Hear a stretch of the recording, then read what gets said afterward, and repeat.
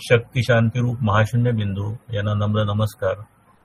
माझे अध्यात्म वेदांत शास्त्रातील सद्गुरू डॉक्टर श्रीकृष्ण देशमुख, डॉक्टर काका यांना साष्टांग दंडवत आणि आज उपस्थित असलेले सर्व श्रोते आपल्या अति हृदयस्थ ईश्वराला सादर प्रणाम.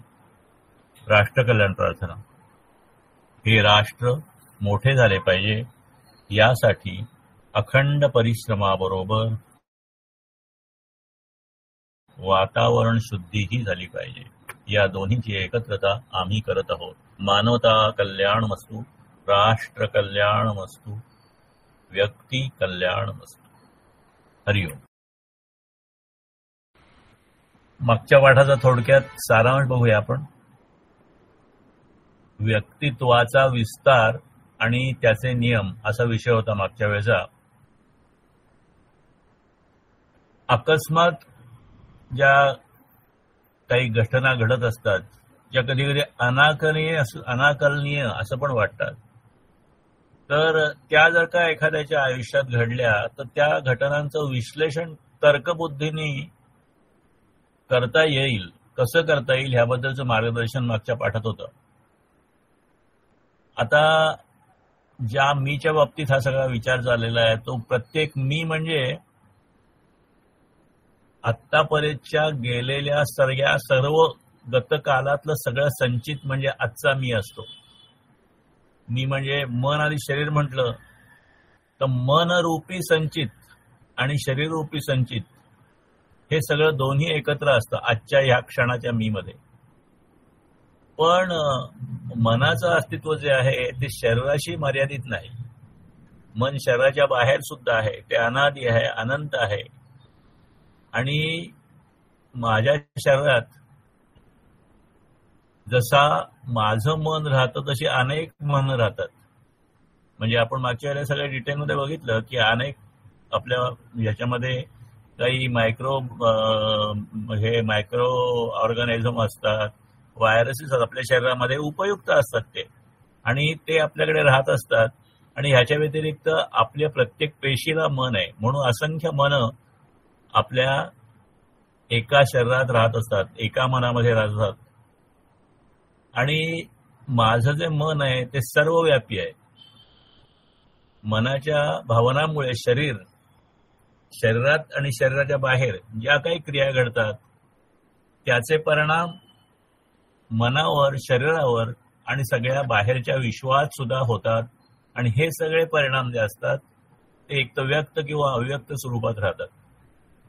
आणि हे सगळं जे परिणाम असतात ते कधीतरी अनुकूल किंवा कधीतरी प्रतिकूल रीतीने योग्य वेळी प्रगट होतात. हे सगळं आपण डिटेलमध्ये बघितलं. प्रारब्ध, क्रियामाण, संचित हे सगळं त्याच्याही आधीच्या पाठात बघितलं. आणि हे जे सगळं जे घडायचं म्हणजे संचित कसं घडायचं, त्यातला प्रारब्ध कुठला भाग समोर यायचा, हे सगळं नियमानुसार घडत असतं. त्यात आपल्या हातात थोडा भाग असतो, तो फक्त क्रियमाण कर्माचा असतो. साधारणतः माणसाची उपलब्ध शक्ती, त्या शक्तीच्या उपभोगाचे 3 पर्याय असतात. एकतर उपभोग प्रत्यक्ष घेणे, किंवा शक्तीचा संचय करून ठेवणं, किंवा त्या शक्तीचा त्याग करणं. आणि सर्वसामान्य माणूस याच्यातले उपभोग आणि संचय हे 2 पहिले पर्याय वापरतो. त्याग वापरणारे फार क्वचित लोक असतात. आणि ही जी शक्ती आहे आपली संचित शक्ती, त्याच्यामध्ये भाग्य आणि दुर्भाग्य दोन्हीही संचित होत असतं. आणि या परिणामांच्या प्रकटीकरणात मर्यादित प्रमाणात काही पर्याय असू शकतात. म्हणजे आपण जी काही संचित निर्माण केलेलं आहे त्याच्या प्रकटीकरणामध्ये काही पर्याय असू शकतात. म्हणजे त्या परिणामांची अदलाबदल करता येते, उसनवारी करता येते, काही प्रमाणात जुळवणूक करता येते. आणि ही सगळी आपण मागच्या वेळेला काही उदाहरणं बघितली. पण प्रत्येक व्यक्ती ही भिन्न असल्यामुळे त्या परिणामांचे पर्याय स्वतंत्र असतात. आणि हे मागच्या वेळेला आपण हेही बघितलं की सुख दुःख हे कायम रूपांतरित होत असतं. सुख कधी टिकत नाही, सुखातून दुःख निर्माण होतं आणि दुःख घेतल्यानंतर सुख निर्माण होतं. हे सगळं रूपांतरित होत असलं तरी अंतिम आयुष्यातला झोका जो असतो तो दुःखाचाच राहतो. कारण आयुष्याचा अंत म्हणजे डेथ, आणि ऑलवेज डिपार्टिंग इज पेनफुल. म्हणून शेवट जो असतो तो दुःखात राहतो. अशा प्रकारचे विचार मागच्या पाठामध्ये बघितले होते. आता हे प्रत्येक पाठातले जे विचार आहेत किंवा जे काही आपण मुद्दे बघतो ते सविस्तर त्या पाठामध्ये बघतो. आणि आतापर्यंत हा आता 10वा पाठ आहे, म्हणजे 9 पाठ झालेले आहेत. तर आपण हे सगळं जो काही आपला हा उपक्रम आहे किंवा आपण जो वेळ देतो तो वेळ योग्य पद्धतीने वापरला जायला पाहिजे असेल तर काय करायला पाहिजे ह्याचा एक थोडक्यात रिव्ह्यू आपण घेऊया. हे आपण सगळं करतोय कारण आपल्याला भौतिक सुख हवं आहे आणि त्याबरोबर आपण साधक असल्यामुळे किंवा परमार्थाच्या मार्गाला सुद्धा असल्यामुळे आपल्याला पारमार्थिक प्रगती सुद्धा हवी आहे. आणि ही पारमार्थिक प्रगती हवी म्हणून आपण काही साधक संकल्प, स्वेच्छा त्याग संकल्प केला आहे. तर हे सगळं जे आपण केलेलं आहे आणि जे आपल्याला हवं आहे तर ते साधायचं कसं हा विचार मुख्यत्वाने या योग ग्रंथात आपण करतोय. भौतिक सुखाचे मुख्य 2 प्रकार, एक म्हणजे इंद्रियगत सुख ज्याच्यामध्ये शब्द, स्पर्श, रूप, रस आणि गंध. शब्द सुख, स्पर्श सुख, रूप सुख, रस सुख आणि गंध सुख याचा सविस्तर विचार आपण विषयोग मध्ये केला. आणि ह्या इंद्रियांच्या व्यतिरिक्त जे आणखीन एक इंद्रिय आहे ज्याला मन असं अध्यात्मामध्ये म्हणतात, त्या मनाच्या अहंकाराचं सुख हा दुसरा एक सुखाचा प्रकार आहे. त्याच्यामध्ये यश, संपत्ती, सत्ता, अधिकार, मान सन्मान, नाव, प्रतिष्ठा या सगळ्या गोष्टीच्या सुखाचा विचार आपण भाग्ययोग ग्रंथामध्ये केला. आणि सूत्र असं आहे हे सगळा अभ्यास करत असताना की ही जी सुख आहेत किंवा ही सुख साधनं आपण गोळा करतो आयुष्यामध्ये, ते गोळा करत असताना की ते सुख प्राप्त करण्याचे प्रयत्न करत असताना आपल्या त्या प्रयत्नामध्ये काही शारीरिक आणि मानसिक धोके निर्माण होतात. ते जो आपण सविस्तर प्रत्येक वेळा बघितलेले आहेत. आणि हे टाळण्यासाठी एक तर वर्तन उपाय आणि त्याला साधना, योगाची साधनेचा जोड, अशा प्रकारचं हे सूत्र आहे. आता बुद्धियोगाचा अभ्यास आपण करतोय त्यावेळेला हे सगळे उपाय आपण बुद्धीच्या प्रकाशात समजून घेण्याचा प्रयत्न करतोय. आणि आपण पहिल्या पाठामध्ये, दुसऱ्या पाठामध्ये बघितलं की बुद्धी आणि श्रद्धा या ज्या आपल्या जीवनात आहेत त्या काही प्रमाणात तरी संबंधित आहेत. म्हणून हे सगळं आपण जे समजून घेतलं आणि आतापर्यंत बुद्धियोगाच्या पाठामध्ये समजून घेतलं, हे चिंतन आणि आता सध्या चालू असलेले चिंतन हे अधिक परिणामकारक समजून घ्यायचं असेल आपल्याला तर फक्त ऐकायचं काम नाही तर मागील पाठाची उजळणी श्रोत्यांनी करणं हे उपयुक्त आहे. आणि त्यासाठीच आपण हे पाठ YouTube चॅनलवर उपलब्ध ठेवलेले आहेत. अर्थात जसं शक्य असेल तसं करावं, पण उपयोग जास्त होण्यासाठी हे आवश्यक आहे. आता ह्यामध्ये आपण ह्या पाठामध्ये काही रेसिप्रोपॅथी हा भाग बघणार आहोत. तर त्या रेसिप्रोपॅथी बघण्याच्या अगोदर साधारणतः तेच कन्सेप्ट दासबोधामध्ये किंवा अध्यात्मामध्ये कसे सांगितलेले आहेत ते बघू. दासबोधामध्ये एक ओवी आहे, पेरिले तैसे उगवते, बोलण्यासारखे उत्तर येते, मग कर्कश बोलावे ते काय निमित्त. जर चांगलं पेरलं तर पीक उत्तम येईल, किडकं धान्य पेरलं तर पीक खराब येईल. म्हणजे जशाला तसं हा सृष्टीचा नियम आहे. मी जर इतरांशी चांगलं बोललो, मधुर बोललो, चांगलं वागलो, गोड वागलो तर ते तसे माझ्याशी वागतील. हे सगळं जे आहे ते काही कळत नाही असं नाही, प्रत्येक माणसाला कळतं. पण तरी सुद्धा समर्थानं ही ओवी लिहायला लागली, पैरिले तैसे उगवते, बोलण्यासारखे उत्तर येते, तरी मग कर्कश बोलावे ते काय निमित्त. कारण बऱ्याच वेळा आपल्याला काही कळतात बऱ्याच गोष्टी, पण त्या प्रत्येक वेळेला होतातच अशातला भाग नाही. आणि म्हणून काय अवॉइड करावं, काय करावं आणि काय केल्यानंतर काय रिझल्ट मिळतील यासाठी मनाच्या श्लोकामध्ये 3 छान मनाचे श्लोक आहेत. पहिला आहे, नको रे मना क्रोध हा खेदकारी, नको रे मना काम नाना विकारी, नको रे मना लोभ हा अंगीकारू, नको रे मना मत्सरू दंभ भारू. काय अवॉइड करायचं? नको रे मना क्रोध हा केदकरी, क्रोध अवॉइड करा. काम, अतिकाम अवॉइड करा. लोभ अवॉइड करा. आणि मत्सर करू नका. अशा पद्धतीचे हे विचार आहेत. मग काय करायचं? हे काय नाही करायचं सांगितलं. काय करायचं? मना श्रेष्ठ धारिष्ठ जीवी धरावे, मना बोलणे नीच शोषित जावे, स्वये सर्वदा नम्र वाचे वदावे, मना सर्व लोकांसिरे निववावे. काय करायला पाहिजे? का असं हे करायला पाहिजे. आणि मग असं केलं तर काय मिळेल? ते हे त्यागिता कीर्ती मागे उरावी, मना सज्जना हेची क्रिया धरावी, मना चंदनाचे परित्वा झिजावे, परियंतरी सज्जनानी ववावे. काय केल्यानंतर काय मिळतं? आता ही रेसिप्रोपॅथी नावाची स्वामीजींनी एक पॅथी प्रपोगट केलेली आहे. म्हणजे आपल्याला ॲलोपॅथी माहिती आहे, होमिओपॅथी माहिती आहे, आयुर्वेदाची पॅथी माहिती आहे किंवा आणि नॅचरोपॅथी माहिती आहे. तशी रेसिप्रोपॅथी नावाची आरोग्याविषयी आरोग्यावर 2-3 पुस्तकं 4 पुस्तकं लिहिली स्वामीजींनी.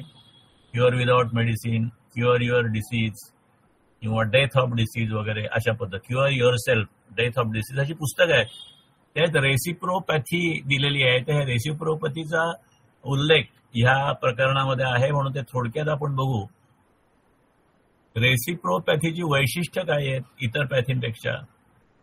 तर अन्य उपचार पद्धती रोग दाबून ठेवतात किंवा रोग बदलतात. थोडक्यात रोग बरा करण्याचा उपचार करतात.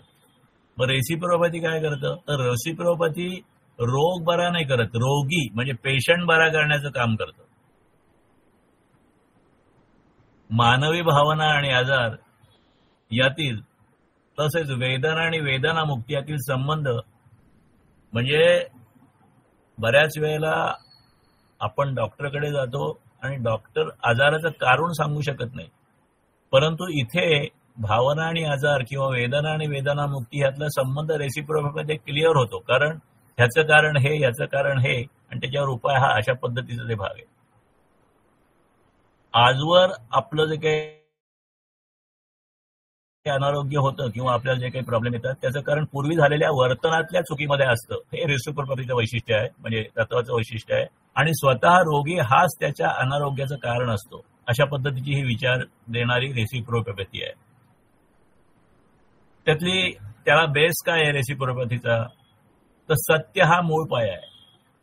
म्हणजे आपल्याला जर का भावनांचा समतोल साधायचा असेल, आपल्याला आरोग्य साधायचं असेल आणि आपल्याला अनारोग्य टाळायचं असेल तर त्यासाठी सत्यवर्तनाचा मार्ग पत्करायचा आहे.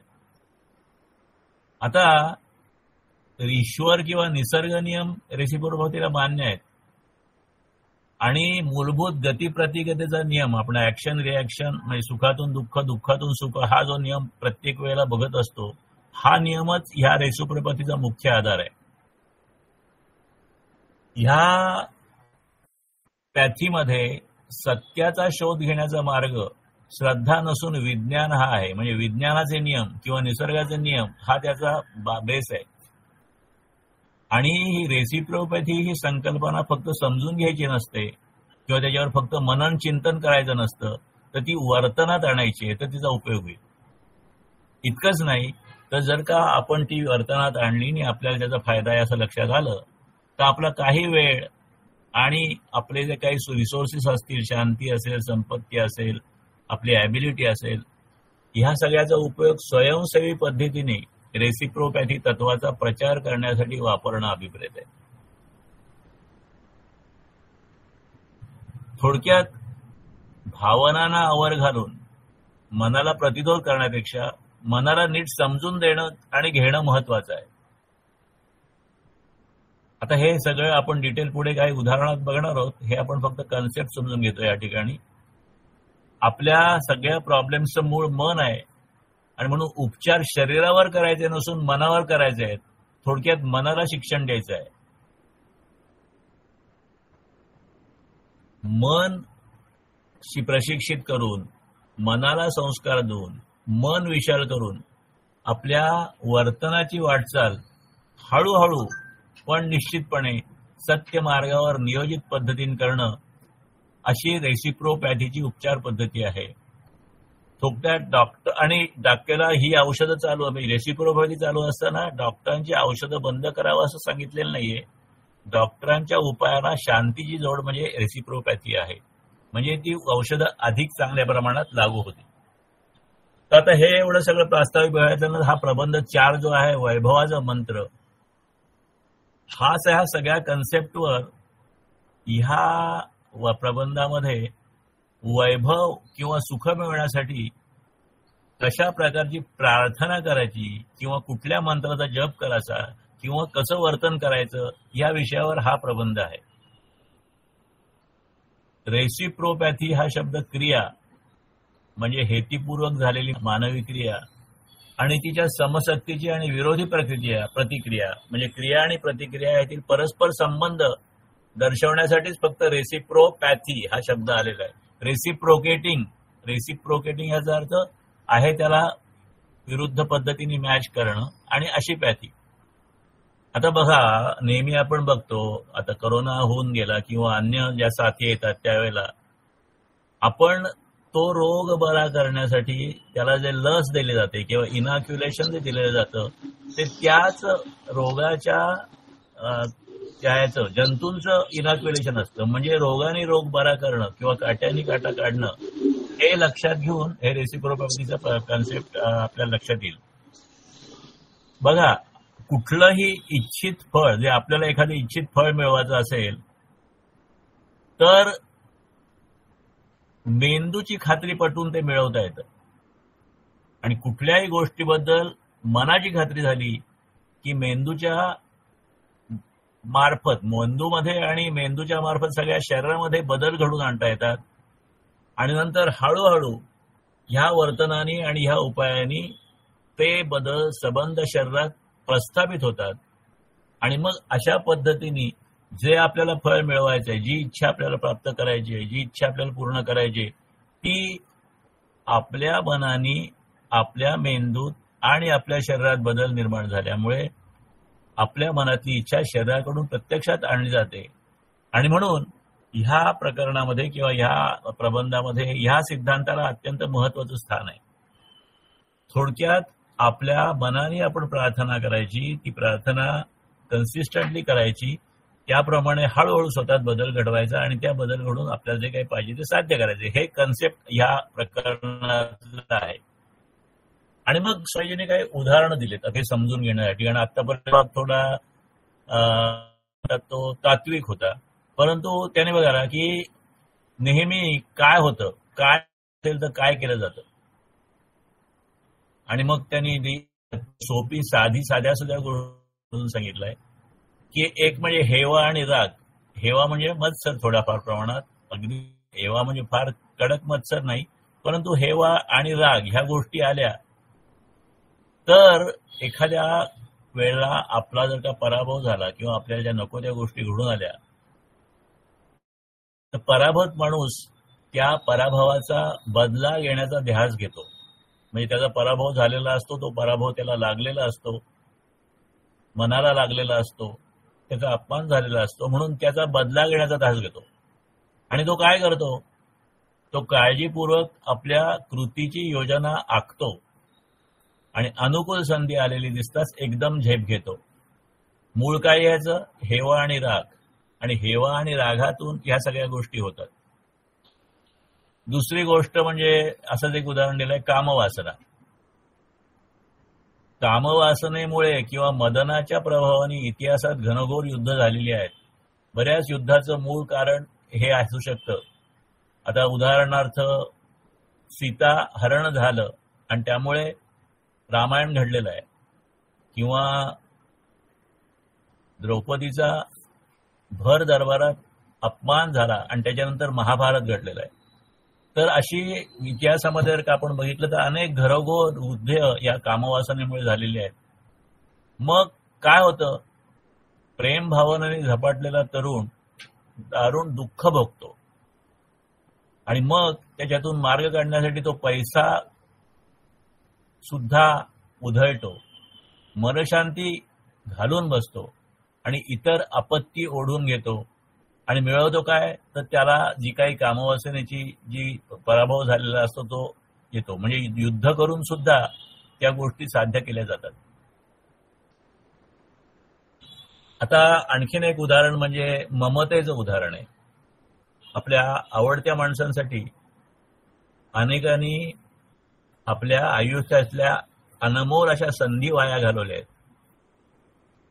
बघा, बऱ्याच वेळेला नोकरीमध्ये बदल्या असतात आणि बदली झाली तर तुम्हाला वरची जागा मिळते, पण मुलाबाळांचं शिक्षण मग त्यामुळे डिस्टर्ब होतं, कारण घर सारखं बदलायला लागतं.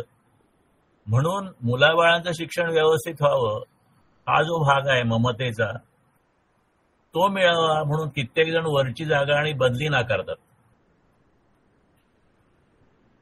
आपण असंही कधी कधी बघतो की संसाराची जबाबदारी अवेळी लहान मुलांच्यावर आली. समजा करता जो माणूस आहे तो घरातला करता माणूस अवेळी गेला, त्याचा मृत्यू झाला आणि संसाराची मुलं आहेत आणि मुलं छोटी छोटी आहेत, त्यातल्या त्यात एखादी मोठी मुलगी असते, तर बऱ्याच वेळा ती मुलगी घरातलं सगळी जबाबदारी, भावंडांची जबाबदारी, घराची जबाबदारी घेण्यासाठी ती अनेक वर्ष काम करते आणि कधी कधी अविवाहित पण राहते.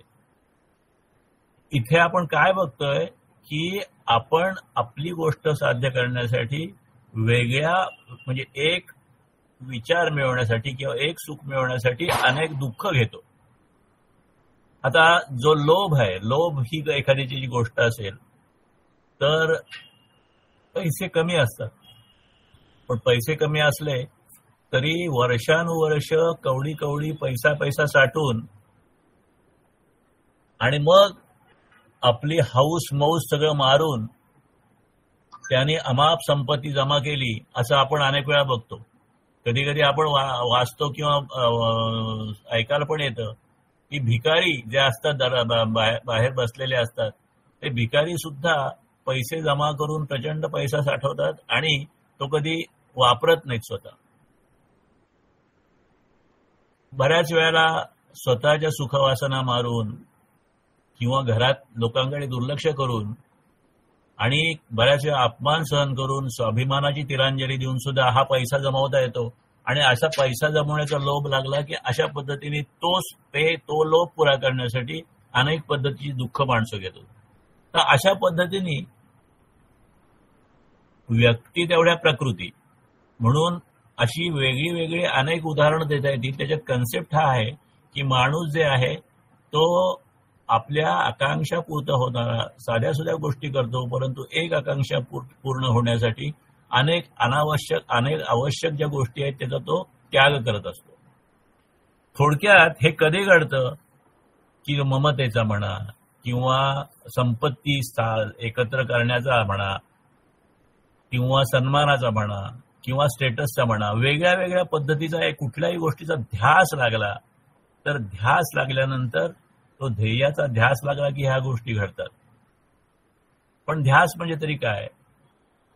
एखाद्या गोष्टीचा किंवा आपल्या एखाद्या उद्दिष्टाचा सतत विचार करणं, त्यावर पूर्ण लक्ष करणं आणि ते साध्य प्रयत्न करण्यासाठी प्रयत्नशील राहणं.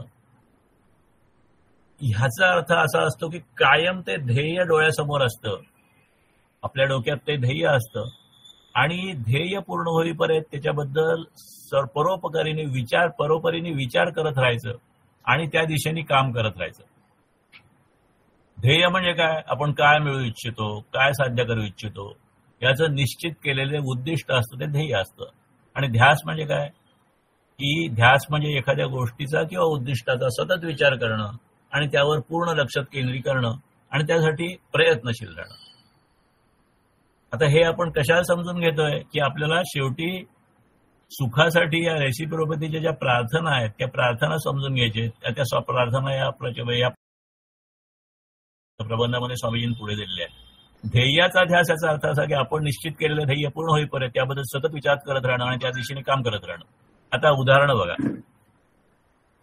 जर एखाद्याला डॉक्टर व्हायचं असेल तर त्याला अगदी हायस्कूल असल्यापासून सतत डॉक्टर होण्याचा ध्यास घ्यावा लागतो. म्हणजे त्या पद्धतीने त्यांनी विषय घ्यायचे, त्या पद्धतीने मार्क मिळवायचे, ऍडमिशन्स मिळवायच्या, हा कायम अनेक वर्षाचा ध्यास असल्यावर तो डॉक्टर होतो. जर एखाद्याला परीक्षेत चांगले गुण मिळवायचे असतील तर त्याला अभ्यासाचा ध्यास घ्यायला लागेल. एखाद्याला जर का यशस्वी इंडस्ट्रियलिस्ट उद्योजक व्हायचं असेल तर त्याला त्या त्या व्यवसायाचा ध्यास घ्यावा लागतो. मग हे ध्यास घेतल्यानंतर फायदे काय होतात?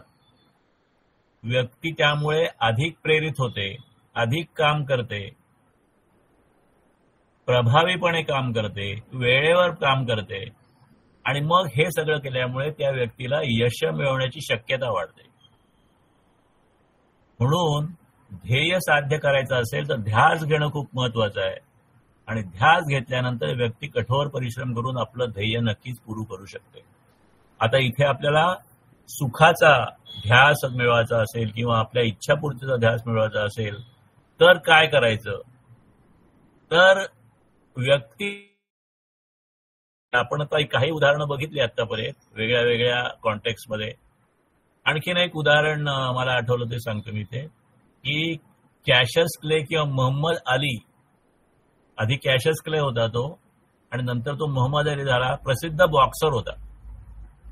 परंतु त्याच्या लहानपणची गोष्ट अशी आहे की तो लहान होता 6-7 वर्षाचा, त्यावेळेला तो ख्रिश्चन होता, त्याचं नाव कॅशियस क्ले होतं, आणि त्यावेळेला तो अतिशय हडकुळा, आणखीन पाप्याचं पितं ज्याला म्हणतात असा होता, आणि 6-7 वर्षाचा होता, 7-8 वर्षाचा. तर 7-8 वर्षाचा तो हडकुळा मुलगा, त्याला कशा तरी त्याचा काहीतरी वाढदिवस होता म्हणा, त्याच्या वडिलांनी त्याला एक छान सायकल घेऊन दिली, आणि तो सायकल घेऊन मिरवत रस्त्यावरून फिरवत होता, आणि तेवढ्यात एक दांडगट मुलगा आला, मोठा अडदांड, आणि त्यांनी त्याला 2-3 त्याच्या तोंडात दिल्या, ती सायकल घेतली आणि तो पळून गेला. तर ह्या कॅशियस क्लेचा एवढा अपमान झाला त्यावेळेला की तो म्हणला की माझ्याकडे शक्ती नाही म्हणून यांनी हे सगळं केलं, मला शक्ती मिळवायची. आणि मग तो कामाला लागला. त्याच्यानंतर त्यांनी ख्रिश्चन धर्म सोडून मग तो मुस्लिम झाला, मोहम्मद अली त्याचं नाव झालं, आणि मग तो बॉक्सर झाला आणि जगज्जेता बॉक्सर झाला. म्हणजे एखादी माणसाने ध्यास घेतला तर अशक्य गोष्टी कशा घडतात त्याची ही उदाहरण आहे. म्हणजे एका भावनेची तृप्ती करून घेण्यासाठी दुसऱ्या भावनेचा बळी द्यावा लागतो, हे आपण बघतोय, आणि हे आपल्याला प्रार्थनेसाठी पुढे स्वामीजींनी वापरायला सांगितलेलं आहे. आता प्रमोशन पाहिजे असेल तर बऱ्याच वेळा बॉसची चमचेगिरी करायला लागतात.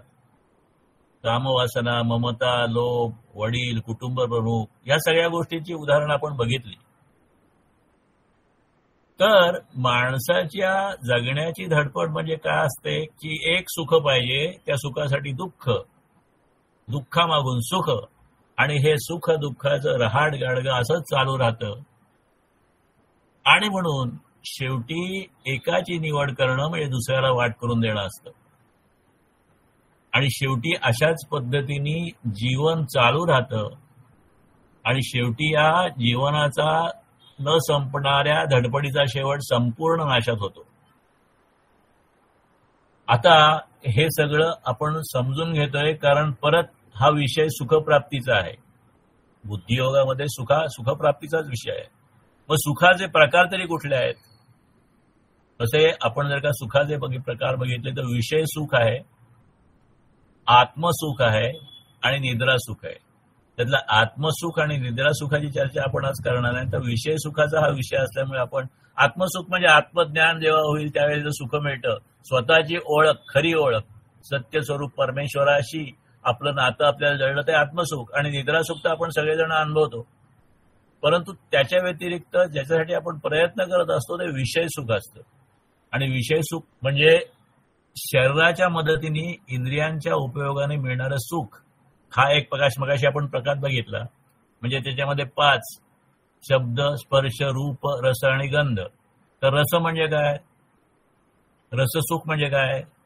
तर पिण्याचे पदार्थ, चोखण्याचे पदार्थ, चरवणाचे पदार्थ, चाटण्याचे पदार्थ, हे सगळं घेतल्यामुळे आपल्या मनाला होणारं सुख. त्याच्यामध्ये सरबत आला, चहा आला, आईस्क्रीम आली, ऊस आलं, ऊसाचा रस आला, चपाती, चणे, मेथकूट, सगळं जे काही आपल्याला रस मिळतं, जेव्हा आपल्याला चवीने सुख मिळतं शब्द सुखामध्ये वेगळे वेगळे चांगले आवाज ऐकणं, संगीत ऐकणं, वाद्यसंगीत ऐकणं, व्होकल संगीत असणं, किंवा आपल्या प्रिय व्यक्तीचं बोलणं ऐकलं, आपली लोकांनी केलेली स्तुती ऐकणं, वाहवा ऐकणं, हे सगळं शब्द सुख आहे. गंधसुख कधी मिळतं आपल्याला? अत्तरे, फुले, सेंट्स, उदबत्त्या या सगळ्याच्या मुळे जे सुगंध मिळतो त्यामुळे होणारे गंधसुख. म्हणजे अशी अनेक असंख्य सुख आहेत, पण आपण काही उदाहरणं बघतोय. रूपसुख, सृष्टी सौंदर्य पाहण्याचं सुख, प्रेक्षणीय इमारती पाहण्याचं सुख, चांगली शिल्प पाहण्याचं सुख, चित्र पाहण्याचं सुख, सौंदर्य संपन्न असलेली व्यक्ती पाहताना होणारं सुख, ह्या सगळ्या गोष्टी रूपसुखात येतात. आणि स्पर्शसुख, एखादी उत्तम बैठक आहे किंवा एकदम मऊ बिछाना आहे त्यामुळे त्वचेला होणारं सुख जे असतं ते, आपलं अंग मॉलिश करण्यामुळे होणारं सुख, स्नानामुळे, पोहण्यामुळे मिळणारं सुख, आणि वैवाहिक जीवनाची सुख मिळतात ती सगळी स्पर्श सुख ह्या प्रकारात येतात. आता ही झाली काय म्हणतात ती इंद्रिय सुख. आणि या व्यतिरिक्त यश, संपत्ती, कीर्ती, सामर्थ्य, सत्ता, प्रतिष्ठा, मान, सन्मान ही सगळी आपल्या मनाचा अहंकार तृप्ती करणारी सुख आहेत.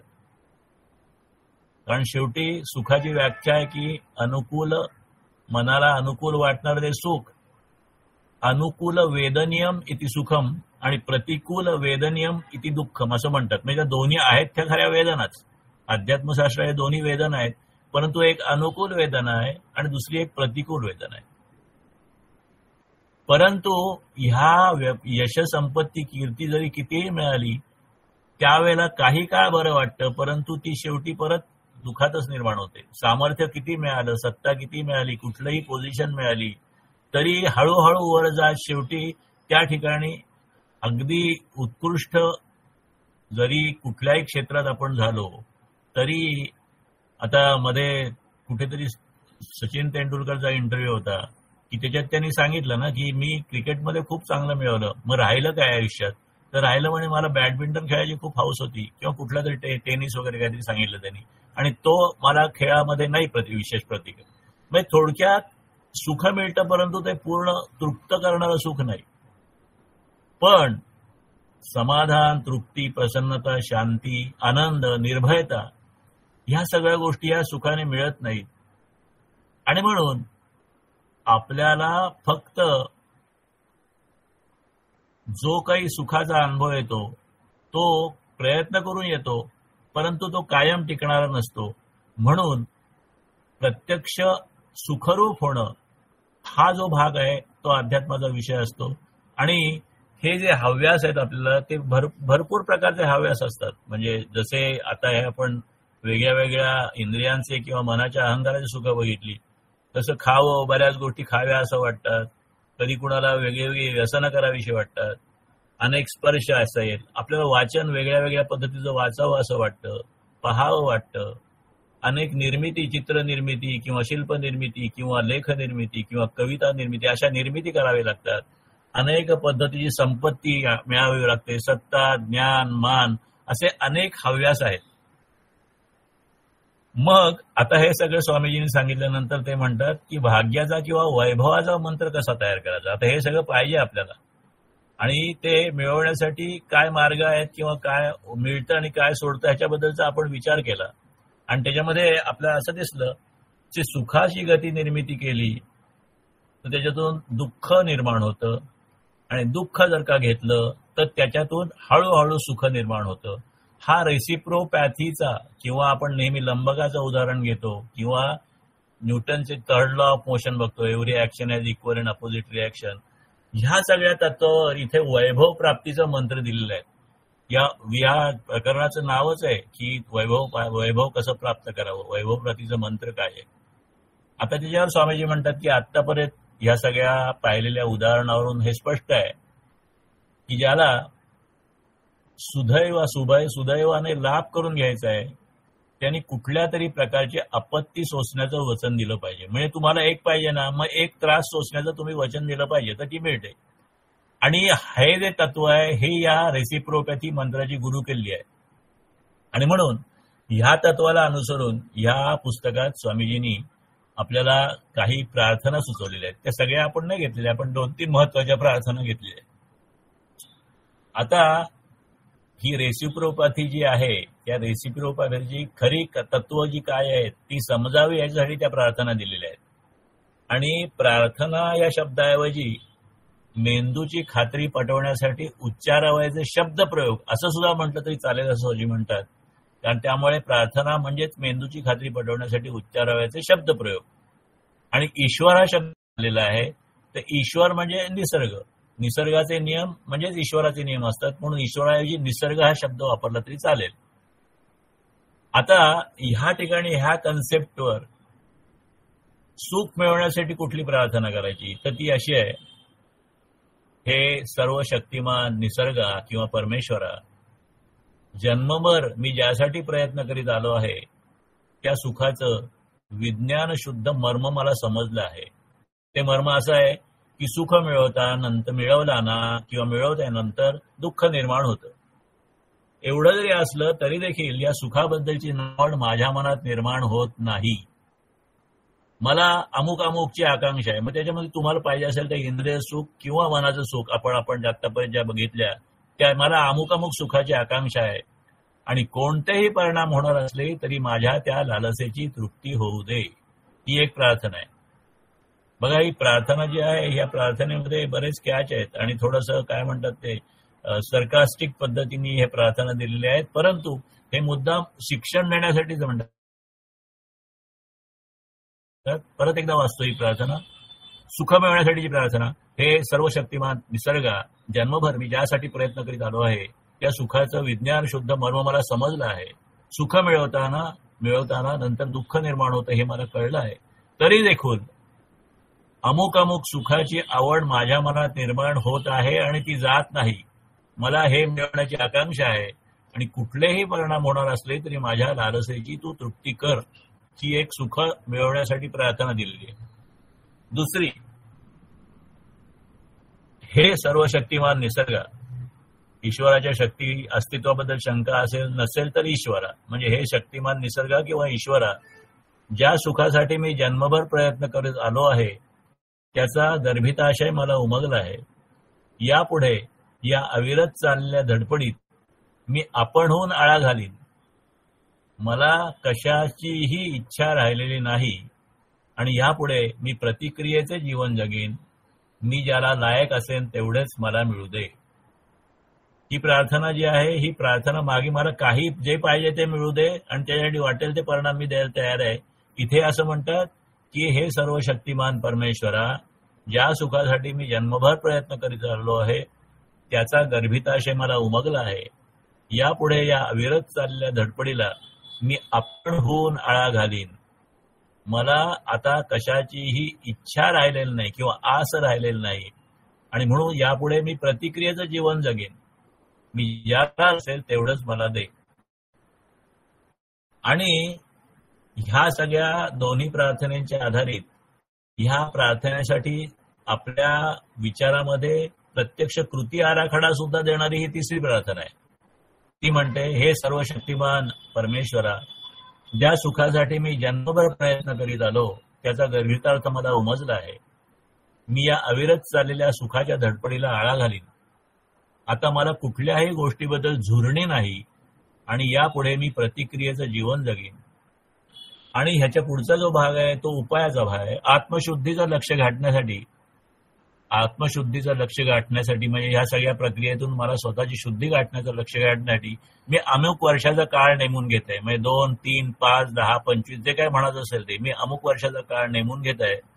आणि त्याच्यासाठी स्वतःच्या शुद्धीसाठी मला जे काही करायचं आहे त्याच्यासाठी मी दररोज अमुक एवढी रक्कम किंवा अमुक एवढा वेळ मला जे ज्ञान झालेलं आहे ते प्रसृत करण्यासाठी खर्च करीन. मला अधिक काळ देता येणं शक्य झालं व अज्ञात ठिकाणून मला अधिक पैसा मिळाला तर वेळ व पैसा जास्त प्रमाणात या कारणी लावण्याचे मी वचन देतो. म्हणजे थोडक्यात आपल्याला action is equal to reaction हा भाग कळलेला आहे. आपल्या सुखातून दुःख निर्माण होतं हे कळलेलं आहे. म्हणून योग्य पद्धतीने दुःख पण ते चांगल्या कारणासाठी म्हणजे ह्या ज्ञानाचा प्रसार करण्यासाठी आपण घ्यायचं, अशी ही तिसरी प्रार्थना आहे. आता ह्या सगळ्या प्रार्थना सुद्धा ज्या आहेत त्या कन्सेप्च्युअल आहेत, त्या पुस्तकात दिलेल्या आहेत, ते आपल्याला वाचता येतील, त्याचे शब्द बघता येतील, परंतु त्याच्यातला कन्सेप्ट समजून घेणं आपल्याला महत्वाचं आहे आणि त्याप्रमाणे वागणं हे महत्वाचं आहे. प्रत्येक सुखाची ठराविक अशी किंमत नाही. प्रत्येक व्यक्ती वेगळी आहे आणि कुठल्याही स्थितीची परत परत पुनरावृत्ती होत नाही असं विज्ञान मानतं. आणि आपण व्यवहारात सुद्धा बघतो की आपल्याला सुद्धा येणारी सुख किंवा आपल्याला येणाऱ्या ज्या अडचणी असतात त्या प्रत्येक वेळेला एकच प्रकारच्या असतील असं नाही.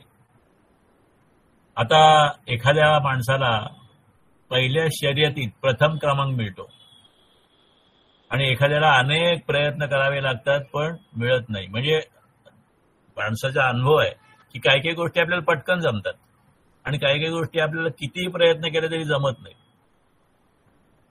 दुसरं उदाहरण म्हणजे एखादा पहिल्याच लोकसभेच्या निवडणुकीत विजय होऊन पंतप्रधान होतो, तर दुसऱ्याला आयुष्यभर त्याच्यासाठी प्रयत्न करून ते पद मिळत नाही. म्हणजे कोण कधी कशात कुठल्या प्रकारे आणि केव्हा यश मिळवेल हे नक्की सांगता येत नाही. आपल्या स्वतःच्या जीवनात अवघड गोष्टी कधी पटकन होतात तर सोप्या गोष्टी रखडतात. परंतु ह्या सगळ्या परिस्थितीमध्ये ह्या ज्या प्रार्थना आहेत ह्या प्रार्थना बरोबर तत्वतः प्रयत्न दिशा दाखवणार आहेत. कुठलीही आपली जी जीवन पद्धती असेल किंवा आपल्या प्रयत्नाची पद्धत असेल किंवा आपल्या नशिबाची आणि नियतीची पद्धत असेल, या ठिकाणी या सगळ्या प्रार्थना आपल्याला योग्य ट्रॅकवर ठेवणाऱ्या आहेत. परत ह्याच्यामध्ये दिलेलं आहे की काही वेळेला प्रार्थना ह्या केल्या तरी त्या फलद्रूप होत नाहीत. त्या का होत नाहीत? तर त्याचं कारण आहे की आपण प्रार्थना देताना कधी कधी एक सांगतो की हे मी असं करेन, मी तसं करेन, पण ते वचन पूर्ण करताना पुढे आपलं मन कच खातं. तोंडाने आपण शब्द उच्चारलेले असतात, मी अमुक करीन तमुक करीन, पण प्रत्यक्ष स्वतःला वचनबद्ध करून घ्यायला आपण आपलं मन तयार होत नाही आणि मग मनाच्या निश्चयात क्षणार्धात सतत फरक पडू शकतो. मग अशा वेळेला प्रार्थना फलद्रूप होणार नाही. आपल्याला काही दुःख स्वीकार करायचं आहे, आपल्याला आपल्या सुखासाठी स्वतःला काही शिक्षेच्या पद्धतीने काही गोष्टी करायच्या. तर बऱ्याच वेळा आपण ठरवतो की असं असं मी करेन म्हणून, परंतु शिक्षेचं प्रमाण आवश्यकतेपेक्षा फार तोकडं पडलं तर प्रार्थना फलद्रूप होणार नाही. दुसरी गोष्ट अशी की प्रार्थना निष्फळ होणं एक प्रकारे साधकाच्या सचोटीच्या हंगामी परीक्षा असते. म्हणजे प्रार्थना का निष्फळ होते, तर त्या प्रार्थनेच्या निष्फळ होण्याने माणूस अधिक प्रयत्न करतो आणि मग नंतर त्या प्रयत्नाने खूप मोठं फळ मिळतं. म्हणजे थोड्या फळासाठी प्रार्थना केली असली तरी खूप मोठं फळ मिळतं आणि त्यावेळेला कधी कधी आधी केलेल्या योग्य पद्धतीच्या प्रयत्नाला सुद्धा यश येत नाही असं पण होऊ शकतं. पण साधकाला बुद्धिवादाने रेसिप्रोसिटीची महती प्रतीत होते आणि ते एकदा समजलं की स्वतःमध्ये बदल घडून आणायला जरी इच्छा असली तरी वेळ लागतो. आणि ह्या मध्यंतरीच्या काळामध्ये म्हणजे प्रयत्न चालू आहेत परंतु अजून योग्य पद्धतीने प्रयत्न होत नाही. अशा वेळेला कधी कधी तो स्वतःची संयमशील शक्ती वापरतो आणि मग त्याला काही यश मिळतं आणि मग त्याला स्फूर्ती मिळतं. अशाही पद्धतीने होऊ शकतं. म्हणजे हे तत्वतः या प्रार्थना जरी योग्य असल्या तरी प्रत्येक गोष्ट शेवटी त्या सगळ्या तपशिलावर अवलंबून असते. आता हे सगळं सांगून झाल्यानंतर स्वामीजी म्हणतात लेखकावर म्हणजे स्वामीजींच्यावर, सुखप्राप्तीची युक्ती एका हाताने देऊन दुसऱ्या हाताने ती काढून घेण्याचा आरोप करण्याचं काही कारण नाही. म्हणजे मी तुम्हाला सांगतोय की मी तुम्हाला सुखाचा मंत्र देतोय आणि त्या सुखाच्या मंत्रात सांगितलेलं आहे की मी काहीतरी दुःख स्वीकार घेईन, तर हा माझ्यावर तुम्ही आरोप करू नका. कारण माणसाला सुखाकडे नेणारा जो अव्यक्त असा मार्ग आहे तो अगदी सविस्तरपणे मी दिग्दर्शित केलेला आहे. म्हणजे आतापर्यंत हे सगळ्या प्रार्थना करण्याच्या अगोदर हे सगळं समजून सांगितलेलं आहे. हा मार्ग असाच आहे म्हणून सांगितलेला आहे. एखाद्या खाद्यपदार्थाच्या रुचीने स्वाद घेता यावा, एखाद्या आपल्याला आवडत्या पदार्थाचा चवीने आपल्याला त्याचा स्वाद घेता यावा, चव घेता यावी, त्याचा आनंद घेता यावा, यासाठी बराच काळ भुकेलं राहणं हा उपाय आहे असं म्हणतात. कुठलाही विरोध नाही असं स्वामीजी म्हणतात. म्हणजे मी तुम्हाला भुकेलं राहायला सांगतोय, दुःख घ्यायला सांगतोय, याचं कारण तुम्हाला चांगला स्वाद नंतर मिळावा. आणि मग त्यांनी सांगितलंय या पुस्तकात क्युअर विदाउट मेडिसिन मध्ये सांगितलेलं आहे, तिची मराठी आवृत्ती पण आता उपलब्ध आहे, की ह्या सगळ्या पद्धतीने, ह्या सगळ्या उपायांनी, या रेसिप्रोसिटीच्या उपाय ज्यांनी आपल्या आयुष्याला जोडले, त्याच्यामध्ये हजारो लोकांचा फायदा पण झालेला आहे. पण ते म्हणतात त्याच्यासाठी मी क्रेडिट स्वतःला घेत नाही, तो योगायोगाने फायदा झालेला आहे. आणि क्युअर विदाउट मेडिसिन मध्ये मराठी आवृत्तीच्या पान 122, 128 वर सगळे त्यांनी अनुभव दिलेत की ज्या ठिकाणी अशा पद्धतीने लोकांनी उपाय केले,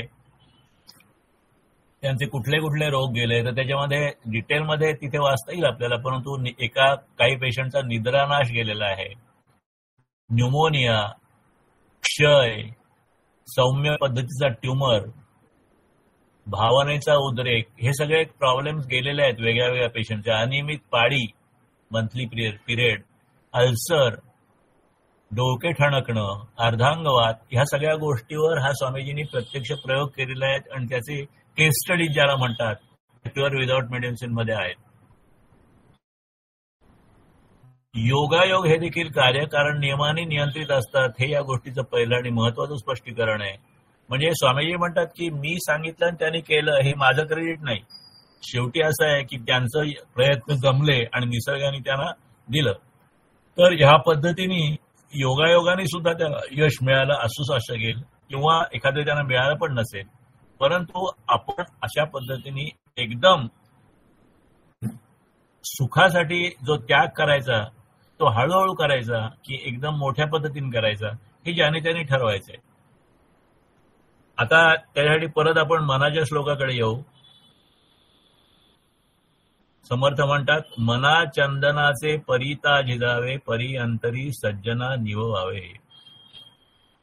आपण विकार वासना टाळू शकत नाही आणि फार फार तर आपण विकार वासनासाठी फार दुःख स्वीकार पण करू शकत नाही. पण ह्या सगळ्या आपल्या शरीराच्या, आपल्या व्यवहाराच्या प्रक्रियेवर आपलं लक्ष हवं, स्वतःचं निरीक्षण हवं, आपल्या हेतूकडे लक्ष हवं. आपला हेतू स्वार्थी नको, आपला हेतू समतेचा हवा. स्वतःचा आपण विचार करतोच तेवढा इतरांचा पण विचार व्हावा आणि आपल्या स्वार्थी विकारांची तीव्रता हळूहळू संकल्पाने कमी करण्याचा प्रयत्न करावा.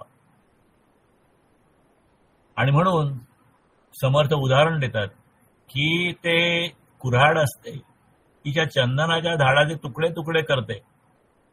म्हणजे चंदनाच्या झाडाचा नाश त्या कुऱ्हाडीने होतो, पण ते चंदनाचं झाड आहे ते कुऱ्हाडीला पण सुगंध करतं. आणि म्हणून समर्थ म्हणतात, माणसा तू आयुष्यात चंदनाप्रमाणे झिजत कार्य कर. कर्मात जर का अपेक्षा असेल, स्वार्थ असेल, तर त्याच्यामध्ये शीतलता, पवित्रता राहत नाही. वडिलोपार्जित संपत्ती, रेस, लॉटरी यातून मिळालेली संपत्ती याचा लोभ ठेवू नकोस. सुख मागे दुःख आणि दुःखामागे सुख हे चिरंतन चक्र आहे. दुःखाचं दुःख कमी झालं की सुखाचा ताठा देखील राहत नाही. आणि मग यथाकाल अशा विवेकपूर्ण वर्तनाने आपण आपल्या स्वरूपाशी, आत्मरूपाशी एकरूप होऊ शकू आणि तो आत्मसुखाचा जो अनुभव आहे तो आपण घेऊ शकू. तुकाराम महाराजांनी हेतूची विशालता आणि ध्येयाचा ध्यास याच्याबद्दल एक छान अभंग दिलेला आहे. स्वामीजींनी इतिहासाचं जग या पुस्तकात तो दिलेला आहे. आम्ही वैकुंठवासी आलो याची कारणासी, बोलले जे ऋषी साच भावे वर्तावया. सांडू संतांचे मार्ग, आडराने भरलेले जग, उच्चिष्टाचा भाग शेष उरले सेव. अर्थे लोपली पुराणे, नाश केला शब्दज्ञाने, विषय लोभी मनसाधने बुडविली. पिटू भक्तीचा डांगोरा, कळी काळास दरारा, तुका म्हणे करा जय जयकारा आनंदे. संतांचे अभंग सूक्ष्म डोळ्यांनी पाहिल्याशिवाय लक्षात येणार नाहीत. अत्यंत सामर्थ्यवान दुर्बिणीतून बघितलं तर त्याचं सत्य समजेल. ते प्रतिकात्मक असतात. तुकाराम महाराज म्हणतात, आम्ही वैकुंठवासी या कारणासाठी आलो. कशासाठी आलो? तर बोलले जे ऋषी साच भावे वर्तावया. जे ऋषीमुनींनी, जे वेद उपनिषदांनी सांगितलं, लिहून ठेवलेलं आहे, ते सांगायला आम्ही आलेलो आहे. काय सांगितलं वेदात? वेदात फक्त एकच गोष्ट आहे, आम्ही एक राहू, आमचे विचार एक असोत, आमचे आचार एक असोत. समता आणि कृतज्ञता याशिवाय वेदात दुसरं काही नाही. ते सोडले, ते वेदाचे जे मार्ग आहेत ते आपण सोडले आणि आपलं वाटोळ झालेलं आहे. आम्ही संग्रह करायला लागलो म्हणून चोर निर्माण झाले आहेत. संग्रह करणं पाप नाही तर चोरी करणं पाप का असावं? आणि म्हणून तुकाराम महाराज संपत्ती मिळवू नका असं म्हणत नाहीत, तर ते म्हणतात की जोडून या धन उत्तम व्यवहारे, उदास विचारे वेच करी. तर ह्या पद्धतीने आपण संतांचं चिकोणचं बघितलं पाहिजे. तर ह्या ठिकाणी आपण ह्या म्हणजे काय म्हणतात भाग्य मिळवण्याचे जो मंत्र आहे किंवा प्रार्थना आहे त्याचा कन्सेप्ट ह्या ठिकाणी समजून घेतला. आणि आता आपण ध्यानाकडे वळूया. सगळ्यांनी ध्यान स्थितीत जावं, पाठीचा कणा ताठ ठेवा, शांत व्हा मनाने. आतापर्यंत जे विचार ऐकले त्या पार्श्वभूमीवर आपण हे ध्यान करूया. ध्यान कॉमेंट्री सुरू होते.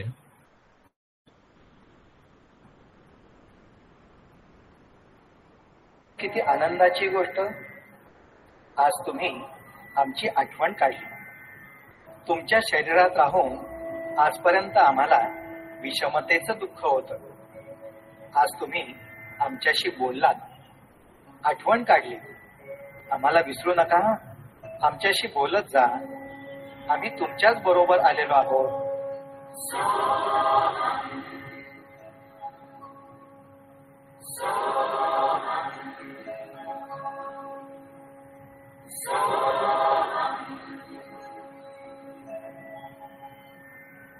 पण हे जीवा, तू असं शरीरातल्या अब्ज पेशींशी थोडंच बोलणार आहेस?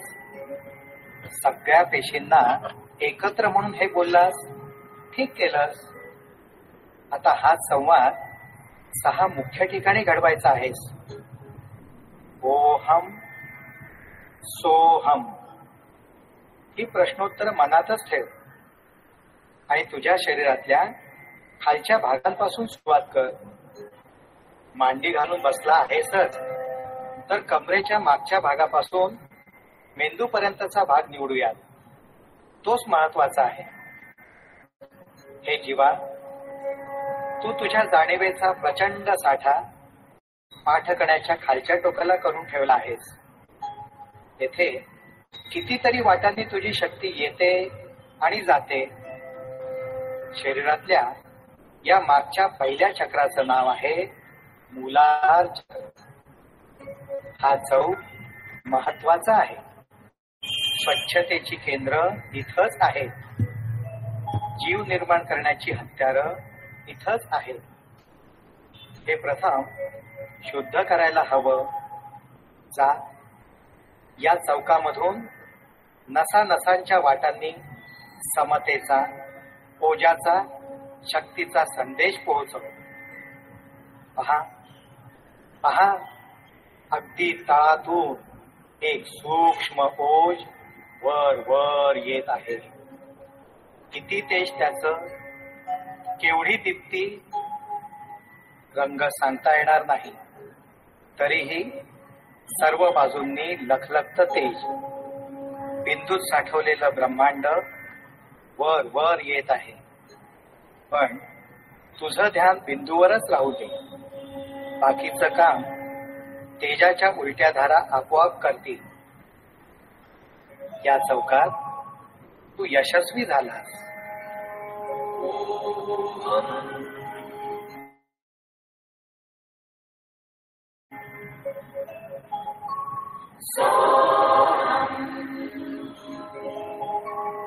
ओम तत्सवितुर्वरेण्यं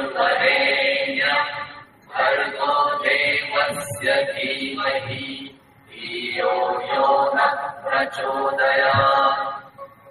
ज्यानं तुझ्या जीवनाला स्वच्छता दिली, मूळचं तेज राखायला जागा दिली, तो मूळचा चौक म्हणजे स्वाधिष्ठान चक्र. ते तू ओलांडत आहेस. तेथे पुन्हा प्रश्न विचार.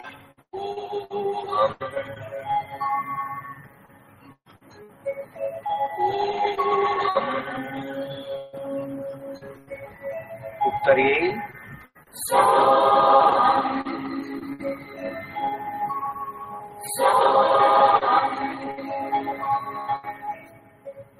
तेच तेज,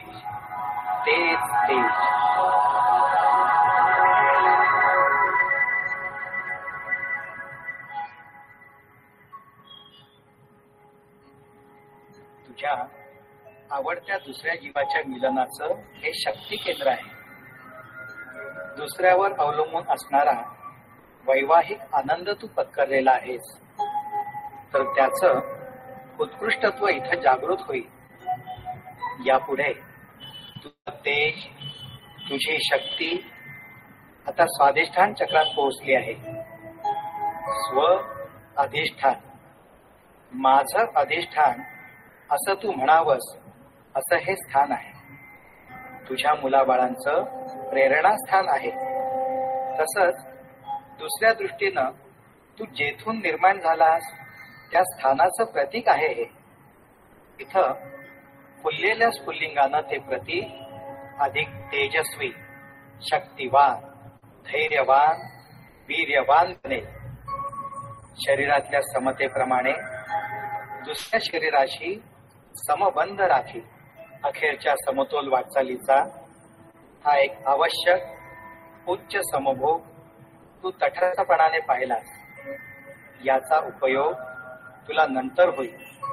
तुझ्या कुटुंबाचं, संकुल मानवतेचं त्यातून कल्याण होईल. कर्तव्यपूर्तीच्या उद्गारांनी तू हा चौक ओलांडतो आहेस. वीर्य रसांचा कुंभ येथे निर्माण होत असला तरी त्यासाठी लागणारं अन्न नाभी केंद्राच्या पुढच्या चौकातून येणार आहे. तिकडे तू नंतर लक्ष देणार आहेस.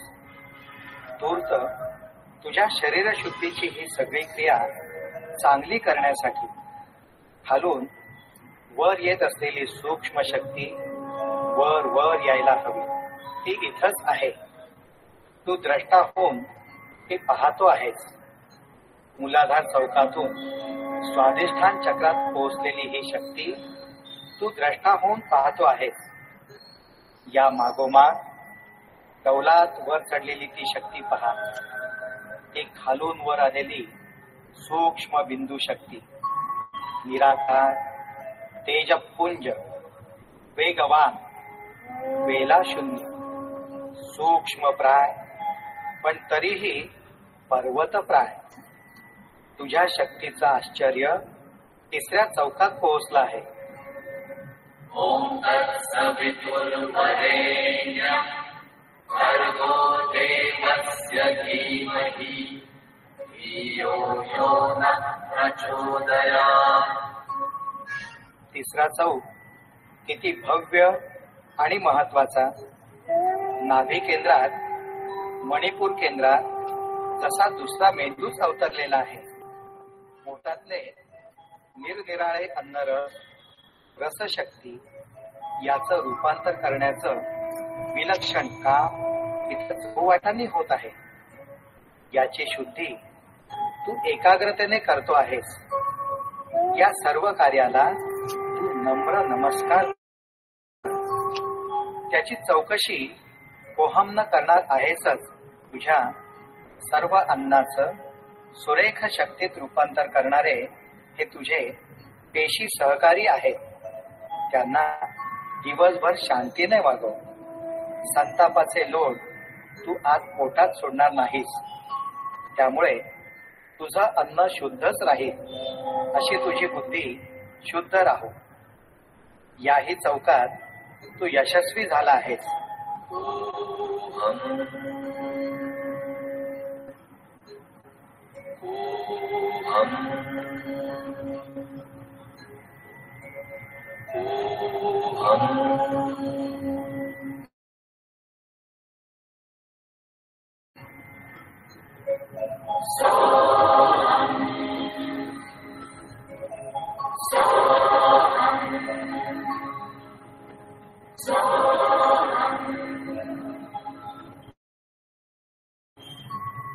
ओम तत्सवितुर्वरेण्यं भर्गो देवस्य धीमहि धियो यो नः प्रचोदयात्. चौथ्या चौकात गतिशून्य गती तू अनुभवणार आहेस. केवढं आश्चर्य आहे. तिसऱ्या चौकात अन्न तयार होण्यासाठी जी गती लागली ती वाटण्याचं कार्य या अनाहत चक्र चौकात चालला आहे. तू ती शक्ती धसमुसळेपणाने वापरू नकोस. शांत प्रवाहीपणानं या चौकातून ती गती जाऊ दे. तुझ्या जीवनाचं चक्र अखंड चालवणाऱ्या या चौकात उभा राहून विचार,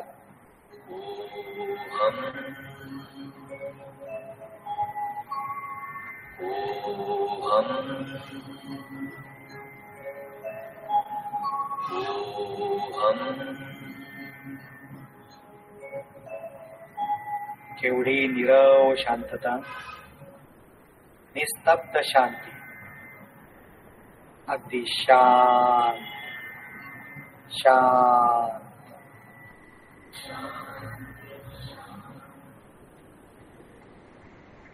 खालपासून वर येणारं तेज तुझ्या या शांतीतच वरपर्यंत चढलं जात आहे. पहा, केवढा अपूर्व चमत्कार दिसतो आहे. डुलत डवलत येणारं ते तेज शक्तीनं ओतप्रोत भरलेलं आहे. केवळ तुझ्या एकाग्र शांतीनं पाहण्याचं भाग्य तुला येत आहे. ओम तत्सवितुर्वरेण्यं भर्गो देवस्य धीमहि धियो यो नः प्रचोदयात्. 5व्या चौकापर्यंत तू मजल मारलीस. या चौकाचं नाव विशुद्ध चक्र चौक आहे. वरून शुद्ध श्वासाची गतिशक्ती हृदयाकडे याच भागातून जाते. तर दुसऱ्या बाजूनं या कंठातच शब्द फुटतात. पण या क्षणाला शब्दाचा उपयोग काय? मनातल्या मनात सुद्धा शब्द उच्चारू नकोस. या स्थानचक्राला निशब्द शांती मिळू दे. त्यानंच शक्ती प्रवाह शांत होईल, तेजोमय राहील. द्रष्टा हो, बोलू नकोस. आता फार वरच्या अवस्थेला जातो आहेस. शक्ती वर वर येते आहे. ओम तत्सवितुर्वरेण्यं भर्गो देवस्य धीमहि धियो यो नः प्रचोदयात्. 6व्या आणि अखेरच्या केंद्रामध्ये शक्ती वर आलेली आहे. या केंद्राचं नाव आहे आज्ञाचक्र.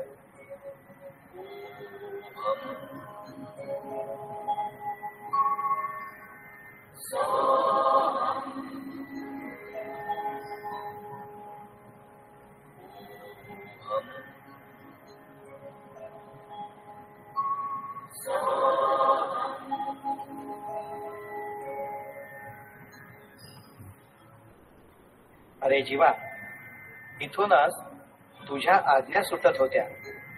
पाहण्याच्या, ऐकण्याच्या आणि तुझ्या सगळ्या आज्ञा वल्गना इथूनच सुटत होत्या. जरुरीपेक्षा जास्त संकल्प करण्याचं स्थळ इथंच होतं. याच पेशींच्या साह्याने तू सगळ्या महत्वाकांक्षेच्या पाठीमागे सगळी शक्ती उधळत होतास. ठीक आहे, तुझ्या महत्वाकांक्षा पुऱ्या होण्यासाठी शक्ती राखशील का नाही? उत्तम उन्नतीसाठी काही काळ शांती पाहिजे. ती तुला इथल्या पेशींशी समजूत करूनच साधेल. तर मनानं सुद्धा पाहायचं थांबव. अगदी पूर्ण पूर्ण पूर्ण. आता पूर्ण कल्पना शून्य हो. शांत हो. शांत शांत शांत.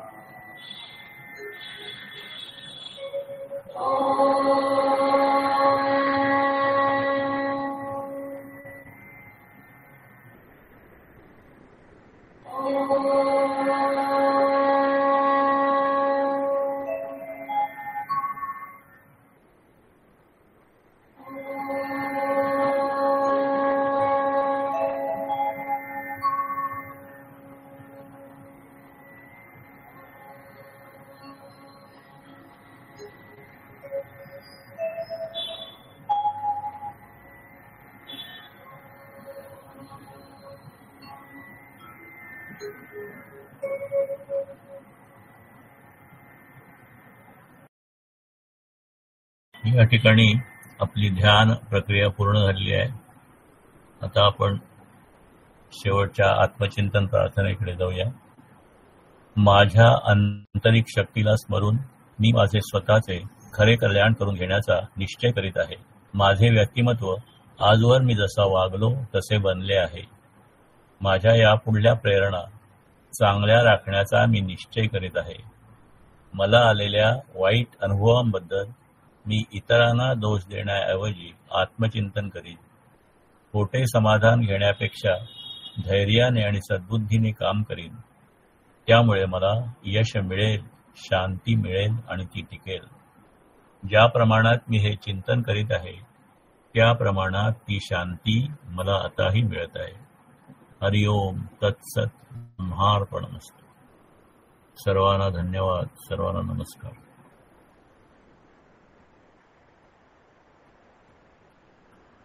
चालेल, मग भेटूया परत पुढल्या बुधवारी. चालेल. चला हरिओम. चला परत भेटूया पुढच्या बुधवारी. हरिओम.